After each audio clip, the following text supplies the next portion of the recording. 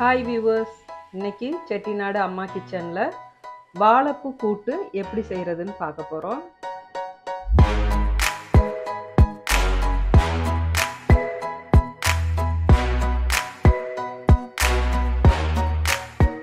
வாங்க அதுக்கு தேவையான பொருள்லாம் என்னென்னு பார்க்கலாம்.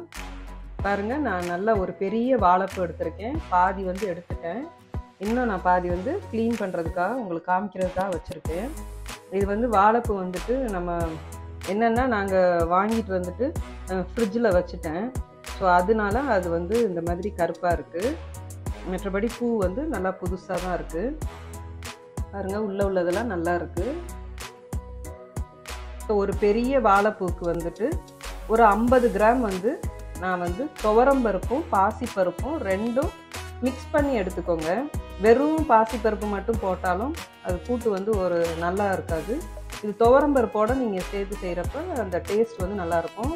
செட்டிநாடு சைடு வந்துட்டு இப்படி தான் செய்வாங்க. ஸோ அதுபடி நான் உங்களுக்கு இன்றைக்கி காமிக்கிறேன். ஒரு 4 இல்லை 5 சின்ன வெங்காயம் எடுத்துக்கோங்க.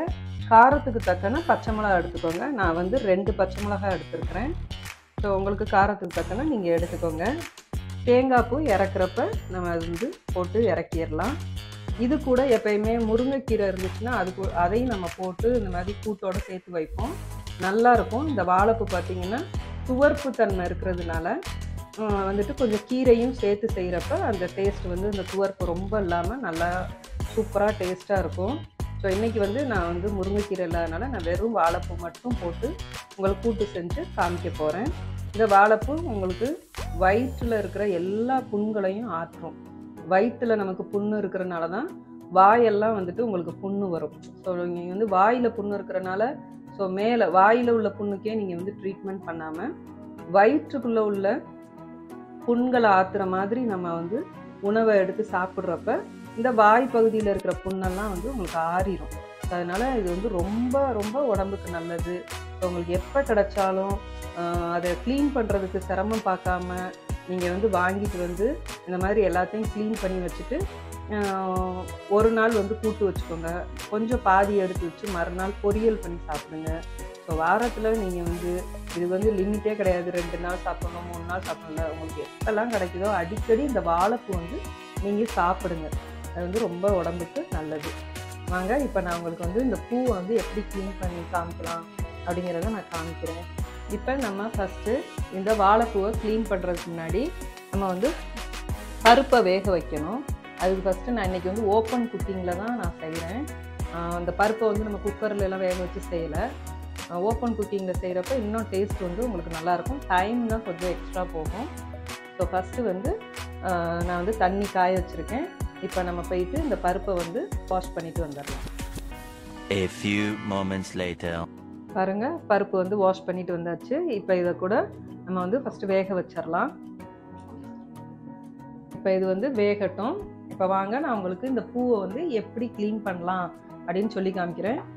அதே போல் அந்த பூ ரெடி பண்ணுறப்ப நம்ம க்ளீன் பண்ணுறப்ப என்ன பண்ணணும்னா கொஞ்சம் தண்ணியில் உங்கள்கிட்ட வந்து புளிச்ச மோர் இருந்துச்சுன்னா இல்லை தயிர் இருந்துச்சுன்னா 1 ஸ்பூன் போட்டு அதை வந்து நீங்கள் வந்து ரெடி பண்ணி வச்சுக்கோங்க அந்த தண்ணி. ஏன்னா இந்த மாதிரி துவர்ப்பான ஐட்டம் வந்து நம்ம வந்து நறுக்கி வைக்கிறப்ப இந்த மாதிரி நம்ம வந்து ஒரு புளிப்பான விஷயத்தை கலந்து அந்த தண்ணியோட கலந்து நம்ம வச்சுட்டோம்னா அது வந்து ரொம்ப கருக்காது. ஸோ இது வந்து அந்த பூ வந்து அந்த ஃப்ரிட்ஜில் இருந்தனால அந்த சில்னஸில் உள்ள கருப்பு தான். ஸோ அதனால் நீங்கள் நறுக்கி வச்சிங்கன்னா ரொம்ப கருக்காமல் இருக்கும். நீங்கள் வந்து தயிர் சேர்த்துக்கலாம், இல்லைன்னா அரிசி கலந்த தண்ணி வச்சு நீங்கள் அதில் போடலாம். இன்றைக்கி நான் என்ன பண்ணியிருக்கிறேன்னா மாவு, இட்லி மாவு இருக்குல்ல, நம்ம அரைச்ச இட்லி மாவில் நான் 1 ஸ்பூன் போட்டு கலந்து வச்சுருக்கிறேன். ஸோ அதுவும் நம்ம வந்து யூஸ் பண்ணலாம். இதெல்லாம் வந்து எங்கள் வீட்டில் எங்கள் அம்மா வந்து இப்படி யூஸ் பண்ணுவாங்க. இப்போ தயிர் இருந்தால் போடுவாங்க, இல்லைன்னா புளிச்ச மாவு இருந்ததுன்னா அதில் கொஞ்சம் போட்டு கலந்து இந்த மாதிரி செய்வாங்க. ஸோ ஃபஸ்ட்டு வாங்க நம்ம இந்த வாழைப்பூ இந்த மாதிரி துவர்ப்பான ஐட்டம் எடுக்கிறப்ப என்ன பண்ணோம், கொஞ்சம் கையில் வந்து நீங்கள் இந்த மாதிரி வாழைக்காய் இதுக்கெல்லாம் வந்து எண்ணெய் இப்படி கையில் தடவிக்கோங்க. ஏன்னா அதில் வந்து கொஞ்சம் அந்த பால் வந்து கொஞ்சம் கை வந்து கருப்பாகும். பாருங்கள், இந்த மாதிரி நீங்கள் கைக்குள்ளே இப்படி எடுத்து வச்சுக்கோங்க. எடுத்து வச்சுட்டு இப்படி தேய்ச்சி விட்டிங்கன்னா உங்களுக்கு அந்த நடுவில் இருக்கிற அந்த நரம்பு மாதிரி இருக்கிறது உங்களுக்கு தெரியும். இதை வந்து இப்போ எடுத்துடலாம். அது கூட இங்கே பார்த்தீங்கன்னா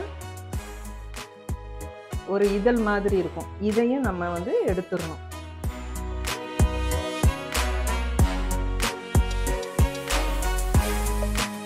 இப்போ பாருங்கள், இது எல்லாம் நம்ம க்ளீன் பண்ணி எடுத்தாச்சு. இப்போ இதை நம்ம நறுக்கி அந்த தண்ணியில் நம்ம போட்டு வைக்கலாம். இப்போ பருப்பு வந்து வெந்துட்டுருக்கு. இப்போ பாருங்கள், அந்த பருப்பும் வெந்துட்டுருக்கு. நம்ம இதுவும் சைட் பை சைடு நம்ம அதை வந்து ரெடி பண்ணிடலாம்.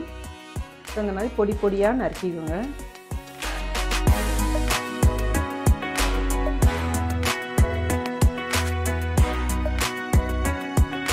பாருங்கள், இப்போ நம்ம எல்லாமே நறுக்கியாச்சு. இது தண்ணியில் இருக்குது. இப்போ இதை வந்து நம்ம ஒரு வடித்தட்டில் வடிகட்டி வச்சிடலாம். பாருங்கள், இப்போ பருப்பும் பாருங்கள் நல்லா வெந்துருச்சு. இப்போ இது கூடயே நம்ம வந்து இந்த வாழைப்பூவையும் சேர்த்துடலாம். இப்போ நம்ம வாழைப்பூவை வடிதட்டி எடுத்துகிட்டு வந்துட்டோம். இதை இது கூட நம்ம சேர்த்துடலாம். இதோட நறுக்கி வச்சுருக்கிற வெங்காயமும் பச்சை மிளகாயும் சேர்த்துடலாம்.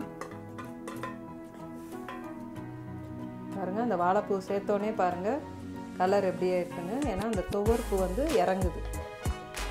இதோட நீங்கள் கொஞ்சமாக மஞ்சத்தூள் சேர்த்துக்கோங்க. ஒரு அரை டீஸ்பூன் சேர்த்துக்கோங்க போதும். தேவைக்கு அளவாக உப்பு சேர்த்துக்கோங்க. இந்த பருப்பும் அந்த வாழைப்பூவும் சேர்ந்து நல்லா வேகட்டும்.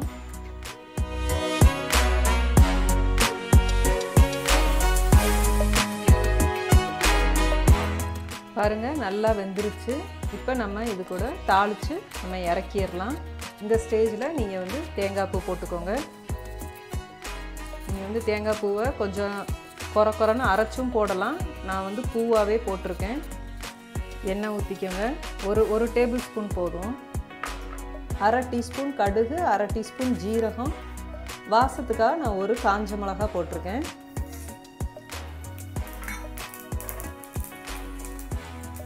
இது நல்லா வெடித்த உடனே கருவேப்பிலை போட்டுக்கோங்க.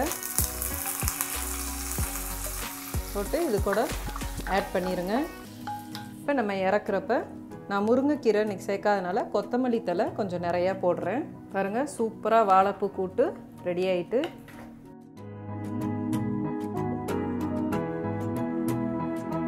இன்றைக்கி செட்டிநாடு அம்மா கிச்சனில் வாழைப்பூ கூட்டு எப்படி செய்கிறதுன்னு பார்த்தோம். பாருங்கள், ரொம்ப சூப்பராக வந்திருக்கு. டேஸ்ட்டும் நல்லா அருமையாக இருக்குது. இதே மாதிரி நீங்களும் உங்கள் வீட்டில் அடிக்கடி செஞ்சு சாப்பிடுங்க. இந்த வீடியோ உங்களுக்கு பிடிச்சிருந்துச்சுன்னா உங்கள் ஃப்ரெண்ட்ஸ் அண்ட் ஃபேமிலிக்கெலாம் ஷேர் பண்ணுங்கள். நம்ம சேனலை சப்ஸ்கிரைப் பண்ணாதவங்க சேனலை சப்ஸ்கிரைப் பண்ணுங்கள். பக்கத்தில் இருக்கிற நோட்டிஃபிகேஷன் பெல்லை ப்ரெஸ் பண்ணி வைங்க. அப்போ தான் உங்களுக்கு அடுத்தடுத்து நாங்கள் போடுற வீடியோஸ்லாம் உடனே பார்க்கலாம். நன்றி.